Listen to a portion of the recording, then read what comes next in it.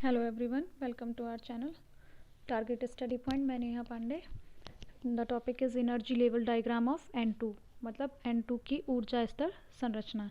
जैसे कि जो लास्ट वीडियो में हमने मॉलिकुलर ऑर्बिटल थ्योरी पढ़ी थी, तो उसी में जो आपको मैंने एक एग्जांपल भी बताया था H2 का, तो इसी तरीके से अलग अलग मॉलिक्यूल्स के जो एनर्जी लेवल डायग्राम बनाए जाते हैं, तो वो मॉलिकुलर ऑर्बिटल थ्योरी पे ही बेस्ड हैं। तो जैसे H2 का मैं बता चुकी हूँ आप लोगों को, उसी तरीके से N2 मॉलिक्यूल का जो एनर्जी लेवल डायग्राम है, मतलब कि ऊर्जा स्तर संरचना जो है, मतलब जैसे जैसे ऑर्बिटल्स की एनर्जी इंक्रीज़ होती जा रही है, उन ऑर्बिटल्स को ड्रॉ करते हैं इस डायग्राम में। तो वो मैं बताती हूँ। सबसे पहले इसके लिए आपको ये पता होना चाहिए कि नाइट्रोजन जो होता है उसका एटॉमिक नंबर 7, जिसका electronic configuration 1s2 2s2 and 2p3। तो इस तरीके से इसमें नाइट्रोजन में 7 इलेक्ट्रॉन्स होते हैं, फिल होते हैं। तो ये जो ऑर्बिटल्स बने हुए हैं, इन्हीं ऑर्बिटल्स को हमें ड्रॉ करना है दोनों तरफ। तो यहाँ पे जैसे कि नाइट्रोजन मॉलिक्यूल है, तो नाइट्रोजन मॉलिक्यूल का मतलब हो गया कि दो नाइट्रोजन एटम जो हैं, जो आपस में मिक्स होते हैं और मिलके बॉन्डिंग करते हैं, और बॉन्डिंग करके बनाते हैं N2 मॉलिक्यूल। तो हमें जो है ये जो ऑर्बिटल्स बने हुए हैं 1s 2s एंड 2p, इन्हीं ऑर्बिटल्स को दोनों तरफ ड्रॉ करना है, और उन ऑर्बिटल्स की मिक्सिंग को दिखा के जो बीच में ऑर्बिटल्स बनेंगे उनको हम मॉलिकुलर ऑर्बिटल्स यानी कि आणविक कक्षक बोलते हैं। तो सबसे पहले हमने क्या करना है, दोनों तरफ एटम के ऑर्बिटल्स को ड्रॉ कर लेना है। तो सबसे पहले जो ऑर्बिटल आता है वो है 1s। तो सबसे पहले हमें 1s बना लेना है। तो जैसे कि आप सभी जानते हैं कि जो 1s ऑर्बिटल, मतलब जो s ऑर्बिटल होते हैं, एक ही ऑर्बिटल होता है इनमें, ये 1s है, ये भी 1s। तो आपको मॉलिकुलर ऑर्बिटल थ्योरी में ये आपको पहले ही बताया जा चुका है कि जब जितने ऑर्बिटल आपस में मिक्स होंगे उतने ही न्यू ऑर्बिटल फॉर्म होंगे। मतलब अगर दो ऑर्बिटल आपस में मिक्स हो रहे हैं, तो दो एटॉमिक ऑर्बिटल मिल रहे हैं, तो दो ही मॉलिकुलर ऑर्बिटल्स बनेंगे। ये जो बीच में बने हुए हैं इनको हम बोलते हैं मॉलिकुलर ऑर्बिटल्स, जिसको मैंने शॉर्ट में एमओ लिख दिया है। तो दो ऑर्बिटल्स बनेंगे, जिसमें से एक होगा बॉन्डिंग ऑर्बिटल और एक होगा anti bonding orbital. Bonding orbital की एनर्जी एंटी बॉन्डिंग ऑर्बिटल की एनर्जी से कम होती है, तो इसलिए ये नीचे बनते हैं और ये ऊपर बनते हैं। तो यहाँ पे जैसे कि आप देख रहे हैं कि SS ओवरलैपिंग हो रही है, तो SS ओवरलैपिंग से सिग्मा बॉन्ड बनता है, तो इसको हम नाम दे देंगे सिग्मा 1s का। क्योंकि ये आपको बता चुके हैं मॉलिकुलर ऑर्बिटल थ्योरी में कि जो बॉन्डिंग ऑर्बिटल्स होते हैं उनको हम सिग्मा या पाई से डिनोट करते हैं, और जो एंटी बॉन्डिंग ऑर्बिटल्स होते हैं उनको हम सिग्मा स्टार या पाई स्टार लगा के डिनोट करते हैं। तो यहाँ सिग्मा बॉन्ड बन रहा है, तो इसलिए हम सिग्मा स्टार 1s से शो करेंगे।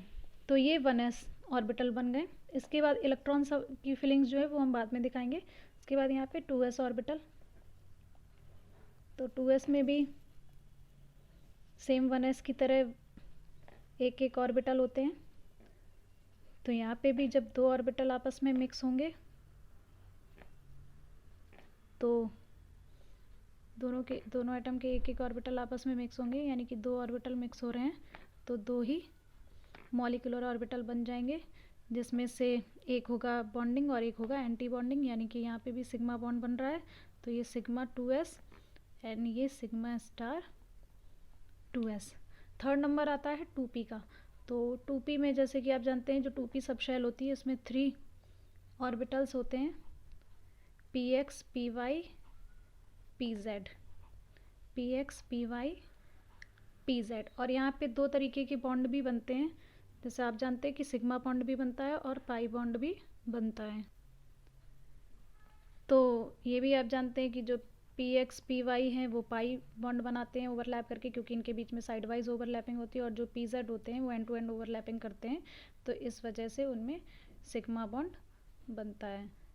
तो यहाँ पे जो px और py हैं इनकी एनर्जी सेम होती है, तो इस वजह से ये दोनों ही ऑर्बिटल एक साथ बन जाएंगे। इसके बाद जो pz हैं ये आपस में ओवरलैप करके सिग्मा बॉन्ड बना देंगे, और इन्हीं के जो ये बॉन्डिंग ऑर्बिटल्स बने हैं सेम इनके ऊपर एंटी बॉन्डिंग ऑर्बिटल्स भी बन जाएंगे। तो एंटी बॉन्डिंग मतलब पी एक्स का और पी वाई का और पी जेड का। तो यहाँ ये पी एक्स की ओवरलैपिंग से पाई बॉन्ड बनता है, तो ये पाई 2px हो गया। ये पी वाई पाई 2py हो गया। और पी जेड की ओवरलैपिंग से सिग्मा 2pz हो गया। तो ये जो ऑर्बिटल्स बने इन्हीं के सेम ऊपर एंटी बॉन्डिंग ऑर्बिटल्स भी बन जाएंगे, यानी कि pi star 2px, pi star 2py and sigma star 2pz। तो ये ऑर्बिटल्स बन गए हैं। कहीं कहीं पे आप देखेंगे कि जहाँ पे सिग्मा मतलब कभी कभी ऐसा होता है कि जब हम एक्स एक्सिस पे ऑर्बिटल्स की ओवरलैपिंग दिखाते हैं तो फिर हम वहाँ पे पी एक्स मतलब सिग्मा बॉन्ड जो है वो हम पी एक्स के साथ भी शो कर सकते हैं। और अगर हम जेड एक्सिस के साथ कराते हैं ओवरलैपिंग तो फिर हम सिग्मा बॉन्ड पी जेड के साथ बनाते हैं। ठीक है, तो ये ऑर्बिटल्स बन गए हैं सारे। अब ये जो मॉलिक्यूलर ऑर्बिटल्स बने हुए हैं इनमें जो है ये जो एटम्स के इलेक्ट्रॉन्स भरे जो हैं उनको हमें भरना है मॉलिक्यूलर ऑर्बिटल्स में। तो सबसे पहले हम एटॉमिक ऑर्बिटल्स में इलेक्ट्रॉन्स फिल कर लेते हैं।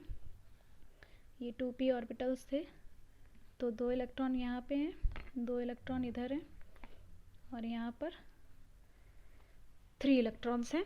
सेम इसी तरीके से इधर भी 1s2 2s2 एंड 2p3। तो यहाँ पे भी 2 इलेक्ट्रॉन्स हैं, यहाँ भी 2 इलेक्ट्रॉन्स हैं, इधर भी 3 इलेक्ट्रॉन्स हैं।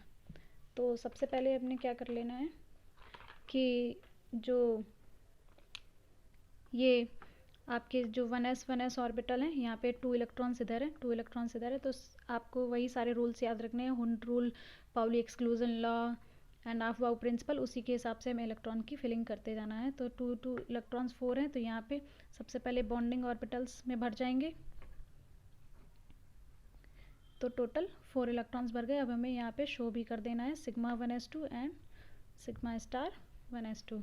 सेम इसी तरीके से 2s में भी इलेक्ट्रॉन्स भर जाएंगे क्योंकि 2 इलेक्ट्रॉन्स इधर हैं, 2 इलेक्ट्रॉन्स इधर हैं, टोटल 4 हो गए। तो 2 बॉन्डिंग में एंड 2 एंटी बॉन्डिंग में फिल हो जाएंगे। उसके बाद ये 2p3 में 3 इलेक्ट्रॉन्स इधर हैं, 3 इलेक्ट्रॉन्स इधर, टोटल 6 इलेक्ट्रॉन है। तो यहाँ पे वही जो हुंड रूल को फॉलो करेंगे और अफबाउ प्रिंसिपल को फॉलो करेंगे। तो सबसे पहला इलेक्ट्रॉन 2px में, सेकेंड 2py में, थर्ड 2pz में, फिर पेयरिंग स्टार्ट हो जाएगी हुंड रूल के हिसाब से, फोर्थ, फिफ्थ एंड सिक्स्थ। तो टोटल इलेक्ट्रॉन्स यहीं भर गए, ऊपर के लिए कोई इलेक्ट्रॉन्स नहीं बचे होंगे तो उनको खाली छोड़ देंगे। तो यहाँ पे भी शो कर दें कितने कितने इलेक्ट्रॉन्स है, पाई 2px2, pi 2py2 and sigma 2pz2। तो ये इलेक्ट्रॉन्स की फिलिंग हो गई यहाँ पे। तो ये जो डायग्राम बना हुआ है इस डायग्राम को हमेशा इसी पोजीशन में बनाना रहता है। जैसे बहुत से स्टूडेंट क्या करते हैं कि 2p नीचे बना दिया, तो ये एनर्जी के बढ़ते हुए क्रम में बनाया जाता है। तो इसलिए हमेशा जो है इसी तरीके से, मतलब जो एनर्जी है वो इस डायरेक्शन में बढ़ती है तो उसी डायरेक्शन में आपको डायग्राम बनाना है। तो ये एनर्जी लेवल डायग्राम है। अब ये जो आपने देखा है कि ये जो नाइट्रोजन एटम का इलेक्ट्रॉनिक कॉन्फ़िगरेशन लिखा हुआ है। अब नाइट्रोजन एटम का इलेक्ट्रॉनिक कॉन्फ़िगरेशन लिखा है, अब हमें लिखना है नाइट्रोजन मॉलिक्यूल का इलेक्ट्रॉनिक कॉन्फ़िगरेशन। तो नाइट्रोजन मॉलिक्यूल का इलेक्ट्रॉनिक कॉन्फ़िगरेशन क्या है, ये जो दिया हुआ है, इसको मैं आपको यहीं साइड में बता देती हूँ।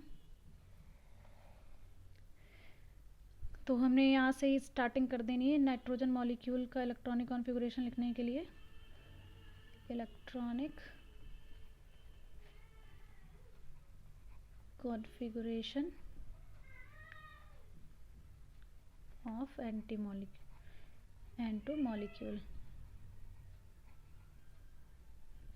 तो यहाँ से लिखते हैं sigma 1s2, sigma star 1s2, उसके बाद sigma 2s2, sigma star 2s2, फिर पाई 2px2, पाई 2py2, फिर सिग्मा 2pz2।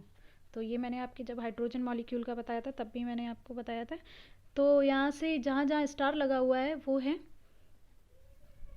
Na, मतलब number of anti bonding electrons, and जहाँ जहाँ स्टार नहीं लगा हुआ है वो हैं सारे NB मतलब नंबर ऑफ बॉन्डिंग इलेक्ट्रॉन्स। तो वो हम यहाँ डायग्राम से भी काउंट कर सकते हैं। जितने ये नीचे वाले ऑर्बिटल्स हैं ये हैं बॉन्डिंग ऑर्बिटल्स, तो हम यहाँ से भी इलेक्ट्रॉन काउंट कर सकते हैं। और जो Na है, जो ऊपर वाले ये इलेक्ट्रॉन्स दिए हुए हैं जहाँ पे स्टार लगा हुआ है, वो number of anti bonding electron मतलब प्रतिबंधित कक्षकों के इलेक्ट्रॉनों की संख्या, और ये हैं बंधित इलेक्ट्रॉनों के कक्षकों की संख्या। तो Na जो है यहाँ से काउंट करेंगे तो 2 electrons and 2 to 4 electrons, 4 electrons हो गए। और जो Nb है वो 2 to 4 to 6 8 एंड 10, तो Nb यहाँ पर 10 है। तो बॉन्ड ऑर्डर का फॉर्मूला मैं आपको पहले ही बता चुकी हूँ। Bond order is equal to 1.2 Nb minus Na। तो यहाँ पे 1/2 Nb दिए हुए हैं 10 माइनस 4, यहाँ आ जाएगा 3 शो करता है कि जो नाइट्रोजन मॉलिक्यूल होता है इसमें ट्रिपल बॉन्ड होता है। तो ये था नाइट्रोजन मॉलिक्यूल का energy level diagram. I hope आपको ये समझ में आ गया होगा। Thank you for watching this video.